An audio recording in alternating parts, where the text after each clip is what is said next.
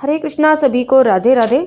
तो देखिए आने वाला है जीवित पुत्री का व्रत, और जिसे जितिया व्रत भी कहा जाता है। और इस व्रत में पूजा की जाती है जिमुत वाहन जी की, सियार की, चिल्लों की। तो मिट्टी से ये विग्रह बनाए जाते हैं, जिमुत वाहन जी के और चिल्लों और सियार के विग्रह बनाए जाते हैं। और ये विग्रह किस तरह बनाए जाते हैं ये मैंने पिछले अपने वीडियो में डाल दिया है, वहाँ से चेकआउट कर सकते हैं। और देखिए ये जो व्रत है ये खासकर महिलाएं अपने बच्चों की लंबी आयु के लिए, अच्छे स्वास्थ्य के लिए ये व्रत रखती हैं। और जिन महिलाओं के संतान नहीं है, या देखिए होती है, पैदा होती हैं और पैदा होते ही वो मर जाती हैं, किसी कारणवश उनका निधन हो जाता है, तो उसके लिए भी ये व्रत रखा जाता है। ये 3 दिवसीय व्रत होता है। तो देखिए नहाय खाए का व्रत होता है पहले दिन, फिर दूसरे दिन निर्जला व्रत रखा जाता है, और तीसरे दिन इसका पारण किया जाता है। तो चलिए देख लेते हैं कि किस तरह हमें पूजा करनी है। तो सबसे पहले हमें चौकी लगा लेनी है, चौकी लगा लेनी है, उस पर हमें वस्त्र बिछा लेना है। और उसके बाद हमें तोरी के पत्ते लेने हैं। तो देखिए मैंने यहाँ तोरी के पत्ते नहीं लिए हैं, आम के पत्ते लिए हैं, क्योंकि तोरी के पत्ते मुझे नहीं मिले थे। लेकिन अगर आपको मिलते हैं, अगर हो सके तो तोरी के पत्ते लें, और अगर तोरी के पत्ते नहीं हैं तो आम के पत्ते ले सकते हैं। और उसके आम के पत्ते भी नहीं हैं तो आप यहाँ केले के पत्ते भी ले सकते हैं। तो इन पर ये पूजा की जाती है। उसके बाद हमने 3 पत्ते लिए हैं, 4 पत्ते लिए हैं, तो तीनों पर हमने जिमुत वाहन जी को विराजमान कर दिया है, चिल्लों को विराजमान कर दिया और सियारन को विराजमान कर दिया है। और गणेश जी भगवान की पूजा अवश्य रूप से होती है हर पूजा में, तो गणेश भगवान जी को भी यहाँ पर हमने विराजमान कर दिया है। उसके बाद यहाँ कलश स्थापना होती है, तो आप कलश स्थापना कर लें। कलश के नीचे हमने थोड़े से चावल डाल दिए हैं, और उसके ऊपर हमने कलश को विराजमान कर दिया है। कलश में हमने सिक्का, सुपारी, हल्दी की गांठ, कुछ पुष्प और थोड़े से अक्षत यहाँ पर डाल दें। और इस तरह से हमने कलश यहाँ पर लगा दिए हैं, 5 पल्लव कलश में लगा दिए हैं, और हमने उसके ऊपर एक श्रीफल लगा दिया है। आप श्रीफल ना लगाकर यहाँ पर दीप कलश भी विराजमान कर सकते हैं। और उसके बाद हमें एक दीपक लेना है। दीपक को पहले चावल का या पुष्प का आसन देकर यहाँ पर दीपक को विराजमान कर लें, दीपक प्रज्वलित कर लें। उसके बाद देखिए सभी का हमें भाव रूप से स्नान कराना है। तो आप एक जल का लोटा ले लें, फूल की सहायता से सभी को हम छींटे देकर भाव रूप से सभी का स्नान करा देंगे। और देखिए इस व्रत में जितिया का धागा बनाया जाता है, जितिया का डोरा बनाया जाता है, बच्चों की लंबी आयु के लिए, बच्चों के अच्छे स्वास्थ्य के लिए। और जितने आपके बच्चे होते हैं उतने ही आप यहाँ जितिया का धागा, जितिया का डोरा यहाँ पर रख सकते हैं इस पूजा में। और उसके बाद इसका भी पूजन किया जाता है। तो सभी का आप छींटे देकर स्नान करा देंगे। अपने जो आपने जितिया का धागा यहाँ पर रखा है उसका भी आप छींटे देकर स्नान करा देंगे।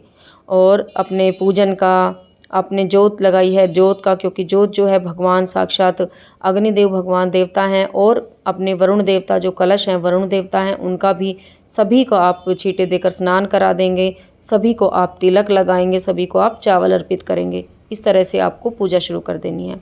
और देखिए जो जिमुत वाहन जी हैं इनको आप कुशा घास जिसको बोलते हैं, डाब, अगर आपके पास वो है तो आप उससे भी, कुशा घास से भी आप जिमुत वाहन जी बना सकते हैं, क्योंकि कुशा घास से भी जिमुत वाहन जी बनाए जाते हैं।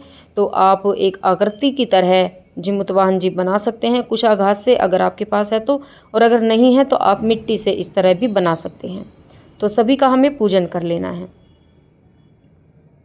और देखिए जिमुत वाहन जी ने किसी महिला के और बच्चे को जीवन दान दिलवाया था, तो इसलिए उनको तभी से देवता के रूप में पूजा जाता है और इनकी पूजा की जाती है।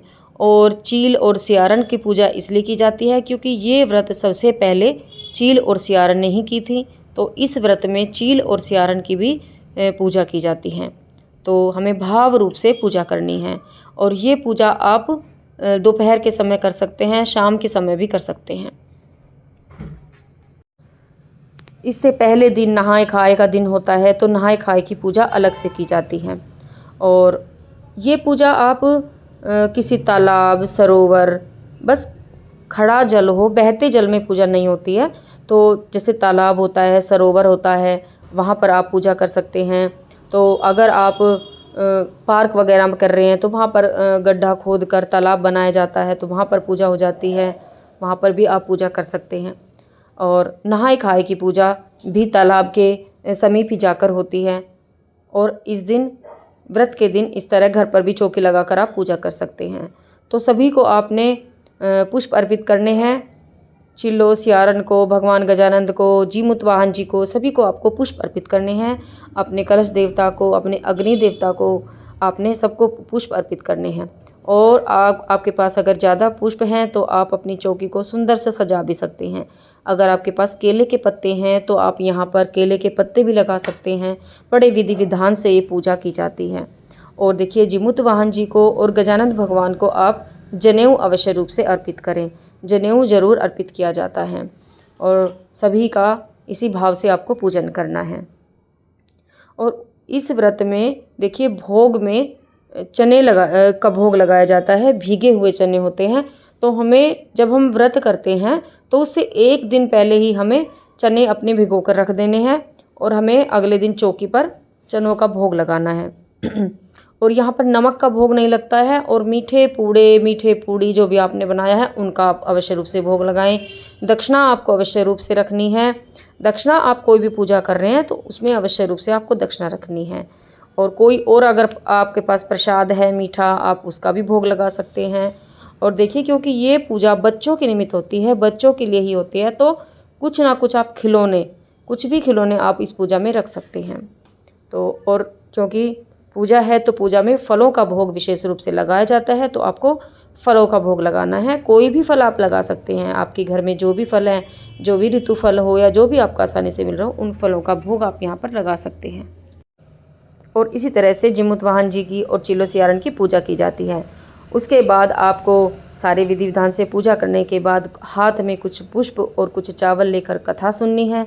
और कथा का जो वीडियो है मैं अलग से मिल जाएगा, क्योंकि ये वीडियो बहुत बड़ी हो जाएगी अगर मैं इसी पर कथा सुनाती हूँ तो उसके बाद आपको कथा सुनने के बाद आपने हाथ में जो पुष्प वगैरह लिया है वो आप भगवान जीमूत वाहन जी के समक्ष, चिल्लो सियारन के समक्ष आप डाल दें, कुछ अपने लोटे में डाल लें और सूर्य भगवान को अर्घ दें। और धूप दीप से आप अच्छे से आरती करें और क्षमा याचना करें कि हे जीमूत वाहन जी, अगर हमारी पूजा में कोई भी कमी हो जाती है तो हमें क्षमा करना, हमारे बच्चों की लंबी आयु करना, हमारे बच्चों का स्वास्थ्य हमेशा अच्छा रखना। और इसी तरह से पूजा अर्चना की जाती है।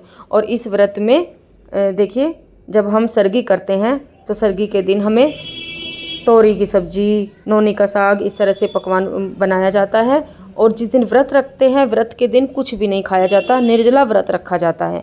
सुबह सरगी कर सकते हैं। 3 बजे उठकर नहा धोकर 4 बजे से पहले सरगी कर लें। अगर आपके यहाँ सरगी होती है तो सरगी कर लें। उसके बाद व्रत का संकल्प किया जाता है और निर्जला व्रत किया जाता है। और अगले दिन सूर्य उदय के बाद ही व्रत का पारण किया जाता है और इसी तरह से व्रत किया जाता है। और अगले दिन ही इसकी चौकी उठाई जाती है। तो अगर आपको मेरी वीडियो पसंद आई है तो मेरी वीडियो को लाइक और चैनल को सब्सक्राइब ज़रूर करना। और इसी के साथ ही वीडियो का समापन करती हूँ। मिलूँगी एक अगली वीडियो में। इसी के साथ ही कोई अच्छी वीडियो आपके साथ लेकर पूजा विधि विधान की। और अगर मेरी वीडियो पसंद आई है तो मेरी वीडियो को लाइक, चैनल को सब्सक्राइब ज़रूर करना। हरे कृष्णा सभी को, राधे राधे। भगवान जीमूत वाहन जी आप पर, आपके बच्चों पर कृपा बनाए रखे। हरे कृष्णा सभी को।